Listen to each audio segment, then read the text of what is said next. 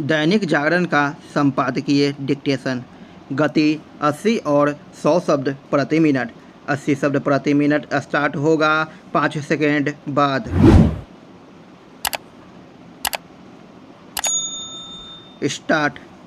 विपक्षी एकता को बल देने के लिए बेंगलुरु में होने जा रही बैठक में किन विषयों पर चर्चा होती है और मोदी हटाओ के अलावा क्या कोई सकारात्मक एजेंडा तैयार हो पाता है, इस पर सारे देश की दृष्टि होगी।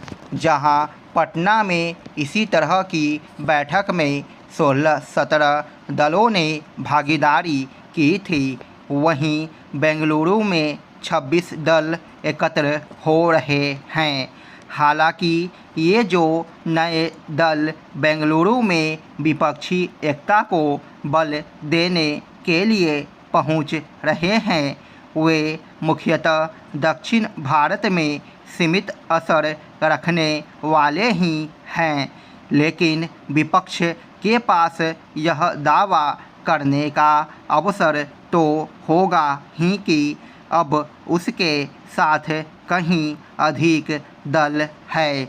इसके बाद भी यह कहना कठिन है कि अगले आम चुनाव तक वे सभी एकजुट रह पाएंगे, क्योंकि उनमें इसे लेकर मंथन जारी है कि किस पाले में खड़े होने से लाभ होगा।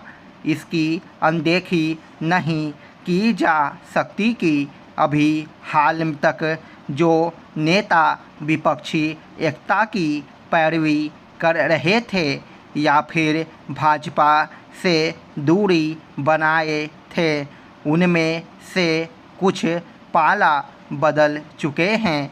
इनमें प्रमुख हैं जीतनराम मांझी और ओम प्रकाश राजभर।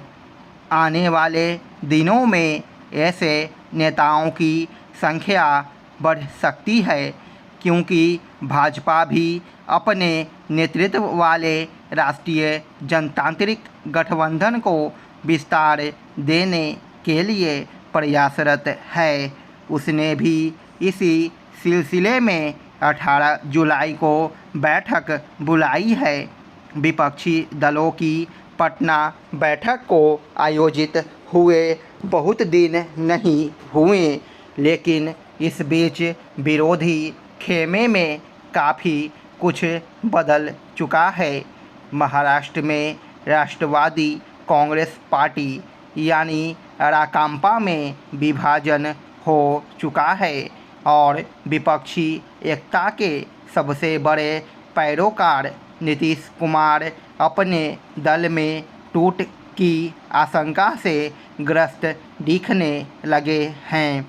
रेलवे में नौकरी के बदले जमीन घोटाले में तेजस्वी यादव के खिलाफ आरोप पत्र दायर हो जाने के कारण भी नीतीश कुमार की कठिनाई बढ़ी है।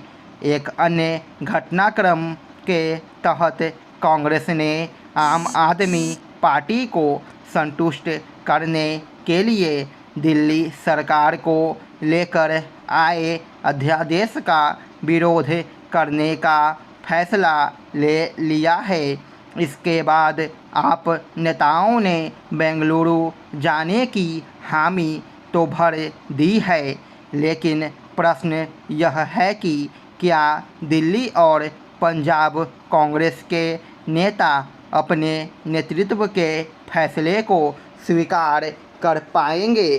प्रश्न यह भी है कि क्या अब आम आदमी पार्टी आगामी विधानसभा चुनाव वाले राज्यों में कांग्रेस पर अपने तीखे राजनीतिक हमले करने बंद कर देगी। इसी तरह एक प्रश्न यह भी है कि क्या बंगाल में कांग्रेस के नेता ममता बनर्जी के प्रति नरमी बरतने को तैयार होंगे। कांग्रेस को यह पहेली भी सुलझानी होगी कि क्या वह बंगाल में वाम दलों के साथ रहने और केरल में उनके विरोध में खड़े होने की अपनी विचित्र नीति पर चलती रहेगी? वास्तव में ये वे प्रश्न हैं जो विपक्ष में व्याप्त अंतर्विरोध को ही दर्शाते हैं। इन्हें दूर करना आसान नहीं। स्टॉप। 100 शब्द प्रति मिनट स्टार्ट होगा 5 सेकेंड बाद।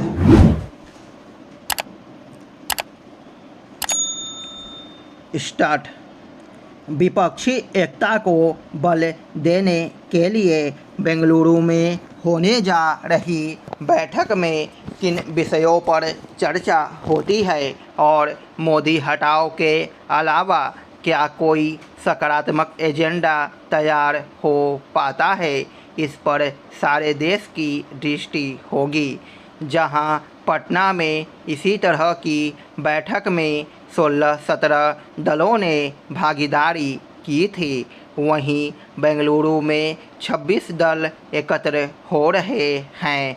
हालांकि ये जो नए दल बेंगलुरु में विपक्षी एकता को बल देने के लिए पहुंच रहे हैं, वे मुख्यतः दक्षिण भारत में सीमित असर रखने वाले ही हैं।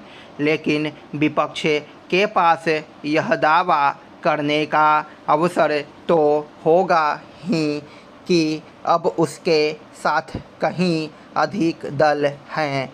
इसके बाद भी यह कहना कठिन है कि अगले आम चुनाव तक वे सभी एकजुट रह पाएंगे, क्योंकि उनमें इसे लेकर मंथन जारी है कि किस पाले में खड़े होने से लाभ होगा। इसकी अनदेखी नहीं की जा सकती कि अभी हाल तक जो नेता विपक्षी एकता की पैरवी कर रहे थे या फिर भाजपा से दूरी बनाए थे, उनमें से कुछ पाला बदल चुके हैं। इनमें प्रमुख हैं जीतनराम मांझी और ओम प्रकाश राजभर।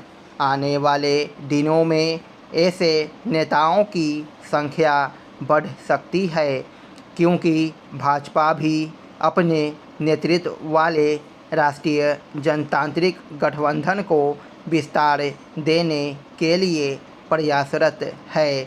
उसने भी इसी सिलसिले में 18 जुलाई को बैठक बुलाई है।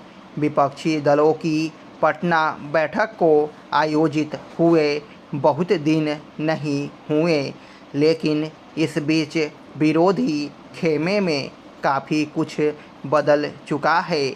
महाराष्ट्र में राष्ट्रवादी कांग्रेस पार्टी यानी राकांपा में विभाजन हो चुका है और विपक्षी एकता के सबसे बड़े पैरोकार नीतीश कुमार अपने दल में टूट की आशंका से ग्रस्त दिखने लगे हैं।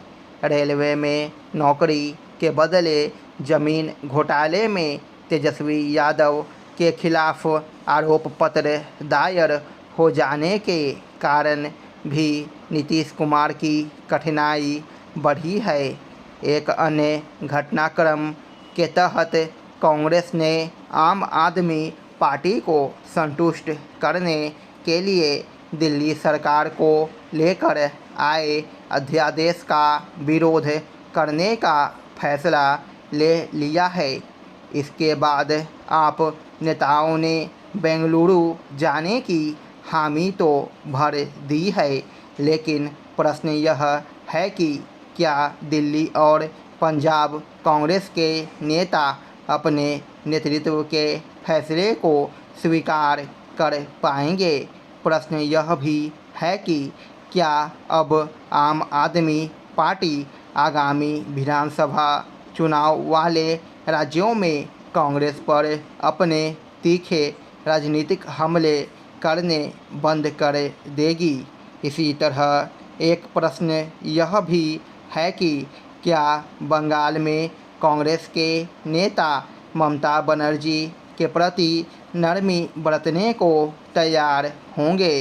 कांग्रेस को यह पहेली भी सुलझानी होगी कि क्या वह बंगाल में वाम दलों के साथ रहने और केरल में उनके विरोध में खड़े होने की अपनी विचित्र नीति पर चलती रहेगी। वास्तव में ये वे प्रश्न हैं जो विपक्ष में व्याप्त अंतर्विरोध को ही दर्शाते हैं। इन्हें दूर करना आसान नहीं। स्टॉप।